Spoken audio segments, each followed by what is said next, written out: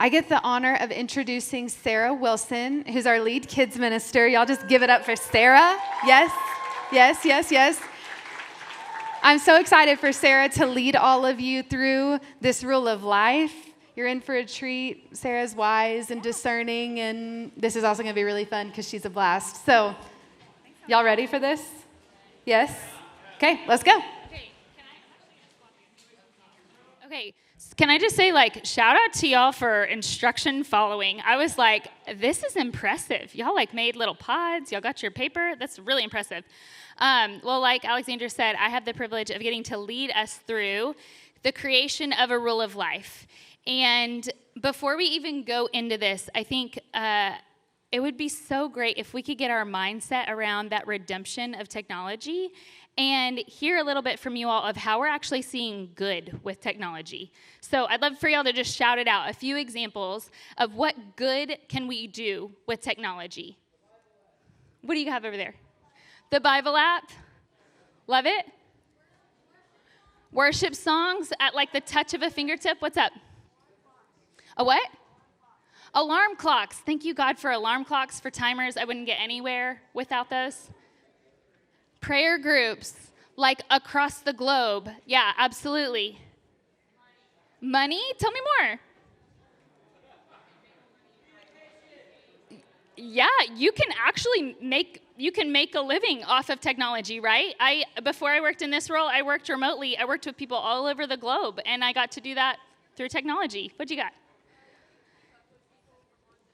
Yeah, good. Yeah. So clearly, right now, we're reading on a screen. Alexandra had her tablet up to be able to read her notes on a screen. So again, we're not trying to say that technology is bad. Actually, we're not saying that at all. We're saying technology is just a thing.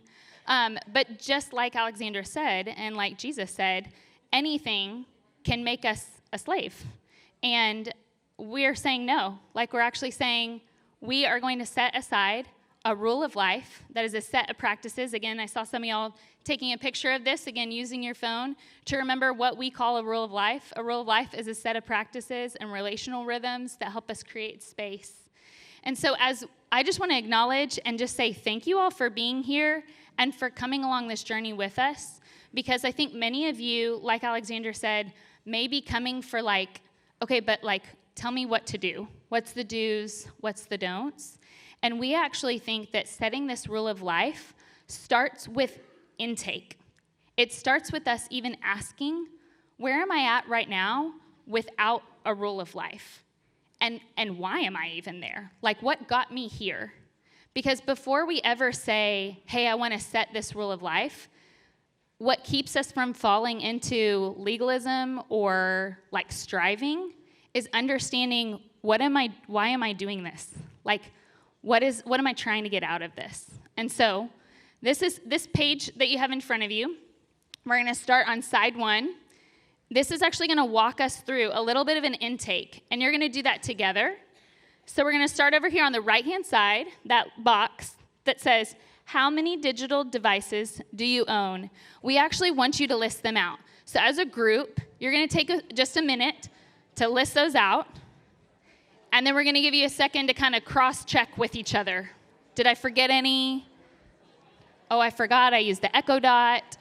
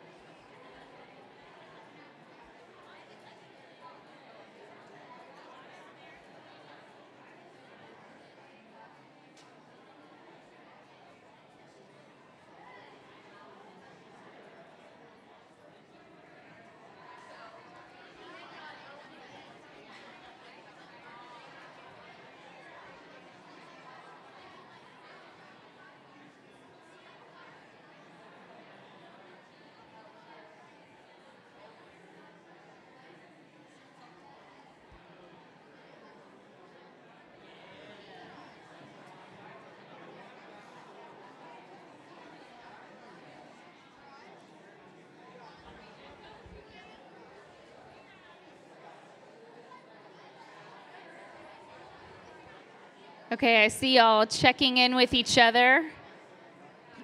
Yeah, go ahead and cross-reference in your group. Like, did I forget any? How many are you having in your family? Just could do a quick cross-reference.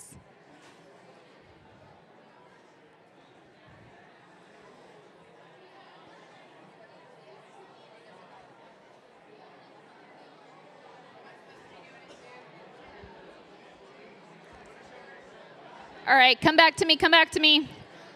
This is going to be the flow of the night, okay, guys? This is how we're going to do it. It's going to be a little bit of you work independently, and then you kind of work as a group, and then we come back together. So I want a quick show of hands for your family. If you're with students in your student groups, quick show of hands. How many we got in your group? Yeah. How many devices? On your fingers. 2, 4, 6, 8, 10. If you need an extra hand, we got some flashes over here. Okay. I'm seeing a lot back here. Woo, yeah. Okay, 5. Thank you. I like the group effort over there. Okay. I'm going to just tell you from my vantage point. Hey, come back to me real quick. I can tell from this room alone, we have a variety of different amounts of digital devices in our homes and that we interact with throughout the day. And so here's the crazy thing. No matter how many you have, you can spend a ton of time on one, or you can spend very little time on whatever this many was from the back. I don't know, that was like 35. But the question we want to ask is, how much time are you actually spending on each device each day? So go ahead and jot that out in your next box. How much time do you spend on each digital device each day?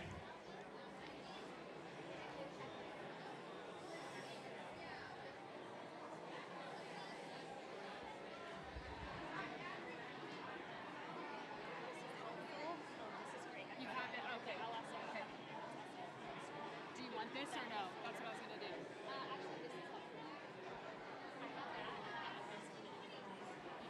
You're the best. Thank you. I was having 8.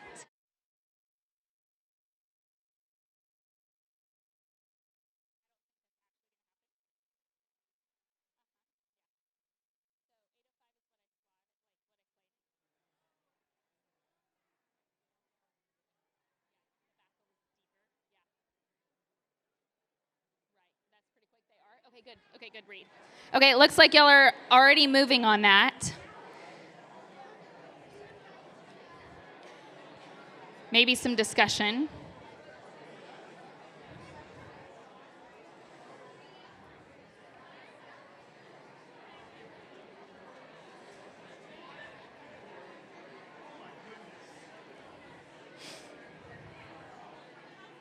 Okay.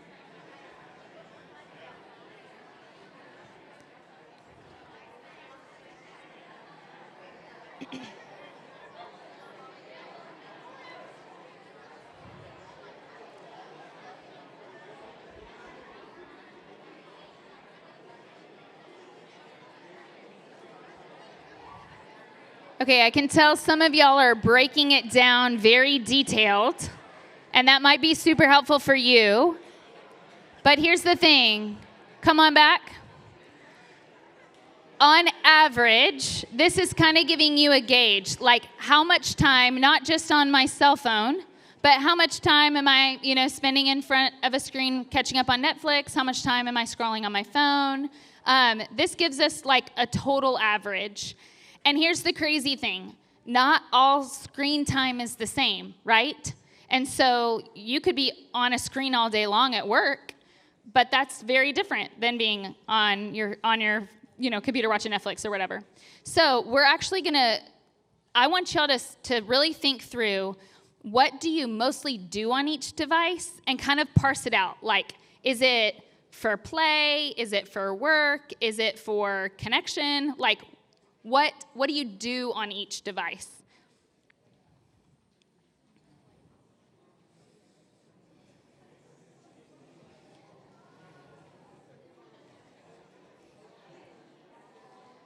What are we doing?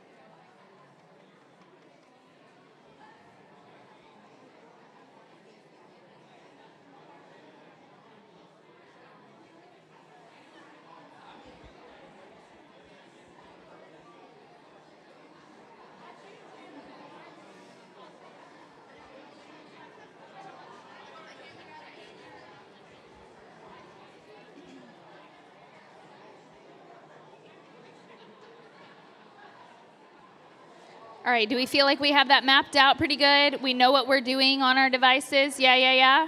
Okay, so this one might take a little bit of thought because you may not know right away. The next question is, why do you engage with each digital device? And here's what I mean by that. Like, what is the trade-off? Like, am I reaching for my phone because I'm bored? Or am I pulling up my computer to shop because I want to buy something, get that void filled? Like, why? Why are you picking up that device?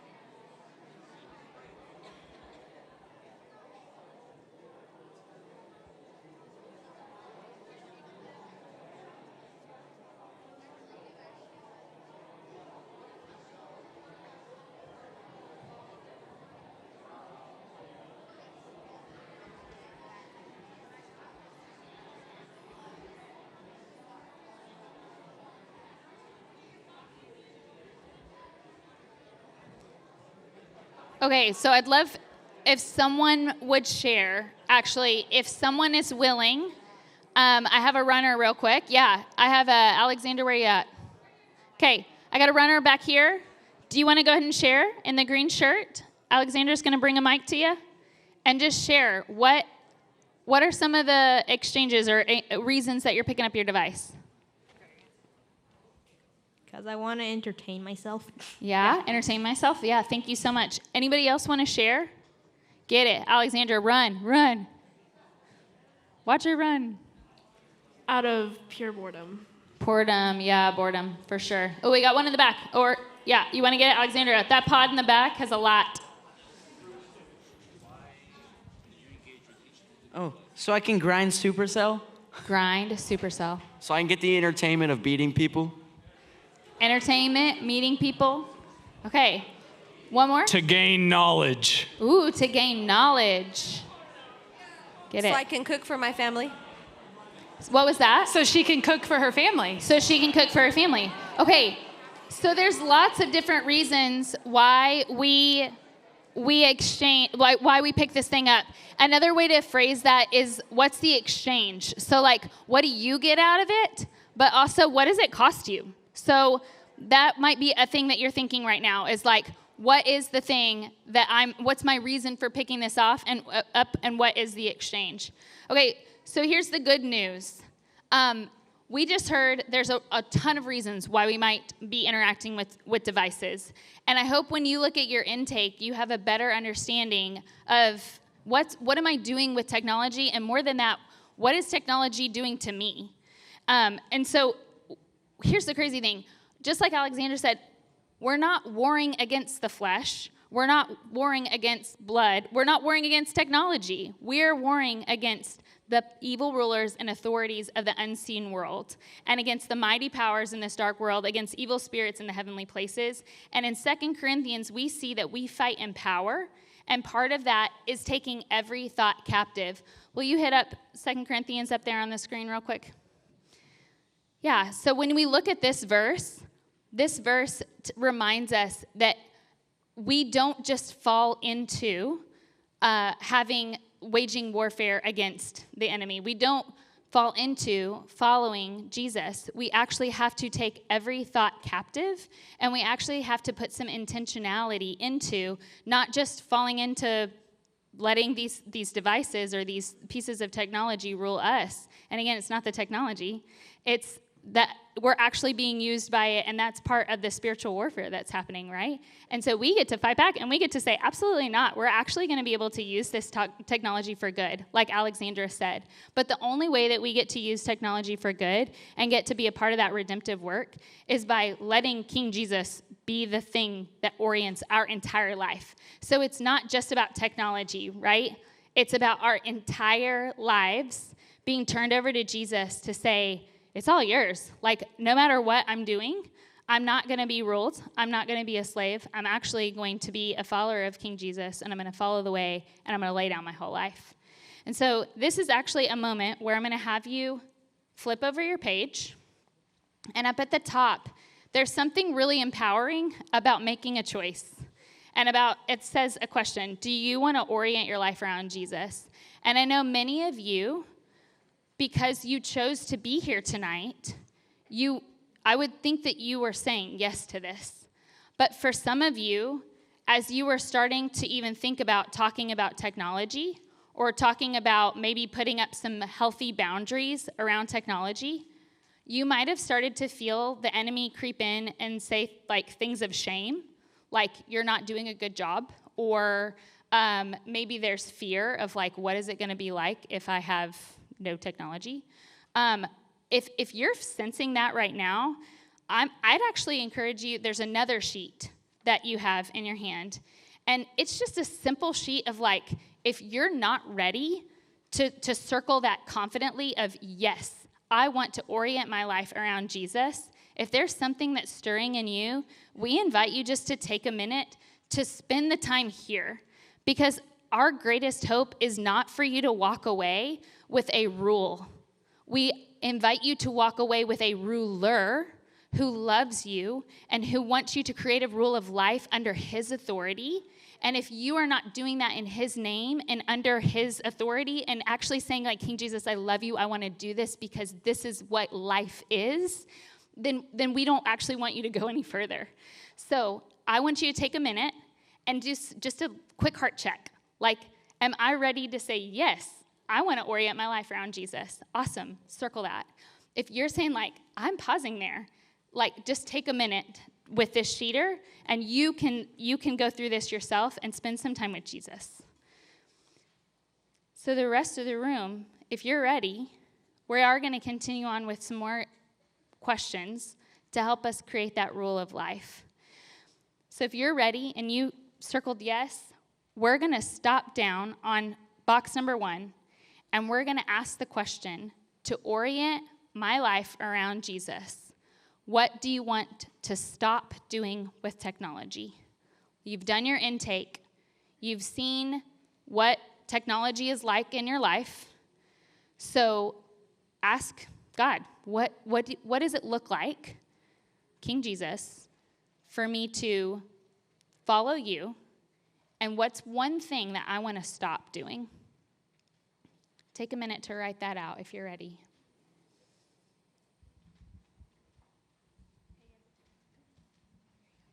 And any of my group leaders, with your group of students, if any students circled no on their sheet, feel free to lead there, engage there. Ask them questions, pray for your students, journey with any students that said no. Feel free to do that in this space.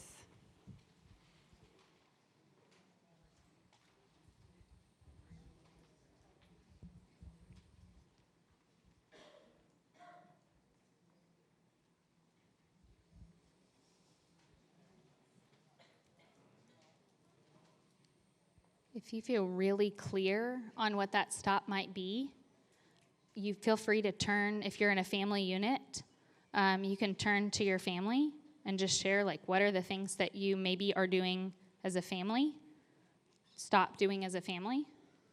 Y'all are free to do that. And then our groups over here, at any point, if y'all want to share amongst yourselves what your examples are. Sometimes we need examples, like, what do I need to stop doing?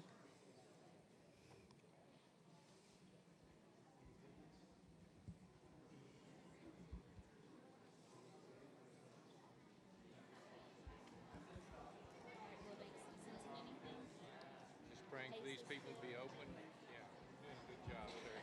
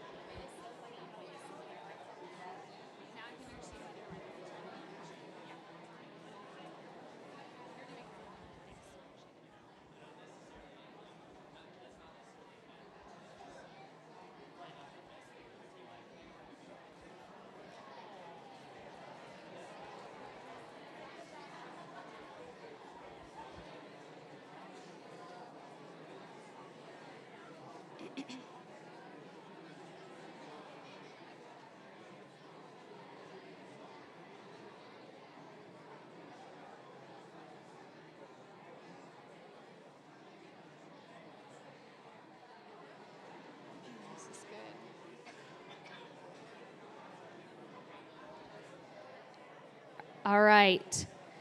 Some of you maybe are working as a little family unit. Some of you may be sharing amongst other families. I see some families engaging. If you need to spend more time here, you absolutely can. But we as a room, we're going to move to the next box. And it actually is, what are we going to start doing? Like, what is something new that we are not currently doing that we're going to start doing with technology to orient our lives around Jesus?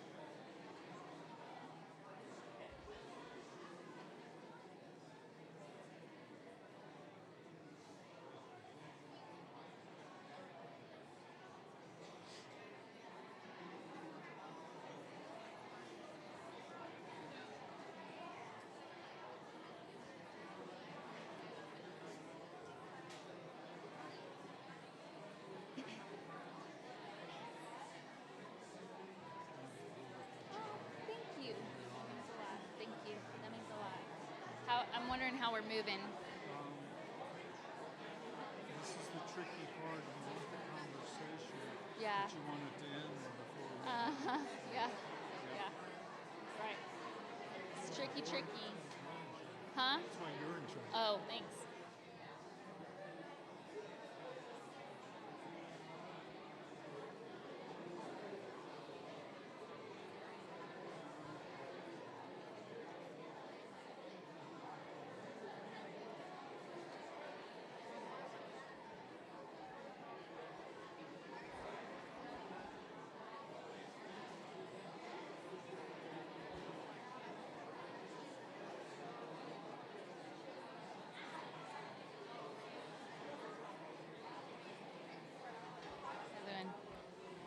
Y'all about done? Yeah. Okay. I think y'all maybe are moving on, and that is okay. Y'all can go ahead and move on to the next and final box here around what are you going to continue doing in your life? What are you going to continue doing as it regards to technology, in regards to technology, to continue to follow the way of Jesus and orient your life around Jesus? What is working right now?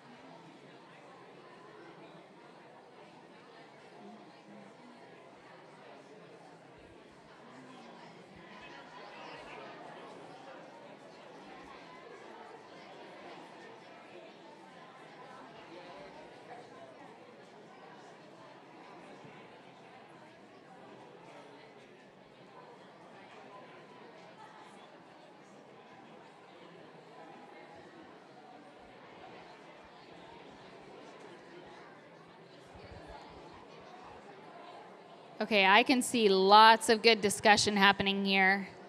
Come on back to me one last time. Come on back to me, come on back to me. One last question. Go ahead and finish up that last thought, that last thing. I know it's such good conversation. The last question is actually one of my favorite questions because I've been looking around all night going, these are the families. Like, thank you, God. God made families to be together, to follow him together, and not just as little individual units, but as one family. And so I know some of you, your parents aren't here. Guess what? You're in the family. Like, this is all the family. We follow the way together. And so now the question is, because we're better together, because God intended for us to be a family, one family together, who are we going to do this with? Like, who are the people that are walking alongside of us? Because just like Alexandra said, students and kids in the room, we know that your lives are going to look different than the people that you go to school with. And that is okay. Like, we actually are called to look different, and we're called to do life different. But it's so wonderful to do life differently with other people, right? And so parents and students and kids, I want y'all to write down who are the people that you're going to do this with, because you need them. You need them to be able to say, like, hey, I know this is different than what culture says, but we're not slaves to this anymore.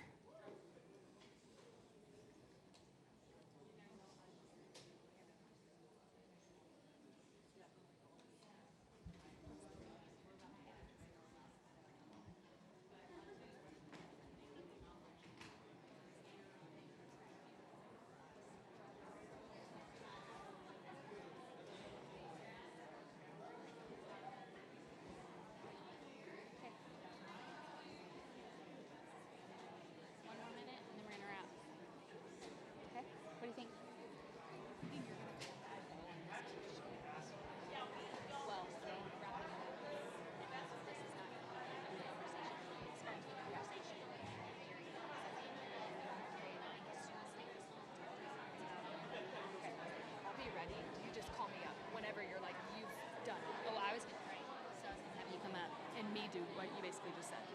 Well, I was going to wrap it, pray it, and then have you close it. Yep.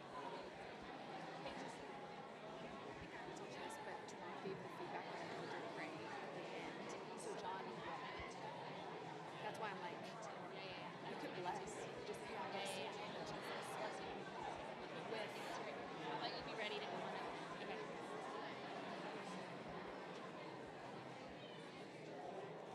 All right, families. We're going to go ahead and close the night up.